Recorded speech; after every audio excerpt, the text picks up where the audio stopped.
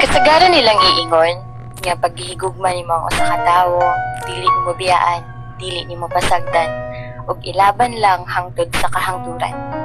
Pero mangutana lang ko, unsaon nimo paglaban ng usa ka tawo nga bisan unsa man imong buhaton, mapildi man lang kagihapon. Dili ra ka usa, dili ka duha, ug dili ra ka tulo. Kadaghan na kaayo nimong giingon sa akua nga gihigugma ko nimo. Pinaingon pagani ka ug unsa ko ka importante sa imuha. Ug kay lagi pinangga man ti ka, dito usad ko. Ni salig na sad ko nimo.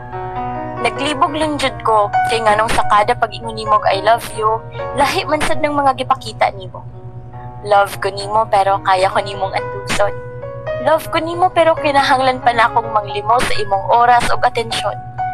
Ingon ka, sabton rate ka.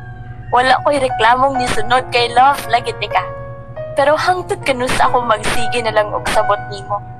Hangtod kanus ako maghilak na lang sa tago. Hangtod kanus ba nimo gustong mulaban ko. Hangtod kanus ako nimo pahulaton sa imong pagbag-o. Hangtod kanus pa man tubago ng akong pag-ampo nga unta ang imong mga giingon o gipakita magtugma na. Hangtod kanus palihog intawon tubaga. Kay bisan unsa ti ka pinalangga, tao ra sad ba ako. Kapuyon, mapulan, mahurot ang pasensya sa sigig hulat ug sigig sabot nimo.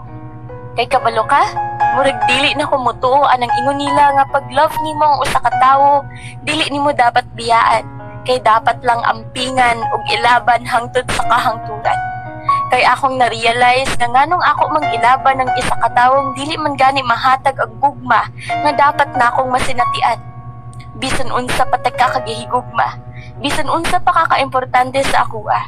Kung dili ko nimo kayang tarungon og mahatagan og importansya, magpasensyahay na lang ta, kay mubiya na gyud ko. Kay gikapoy nako magpakatanga nimo.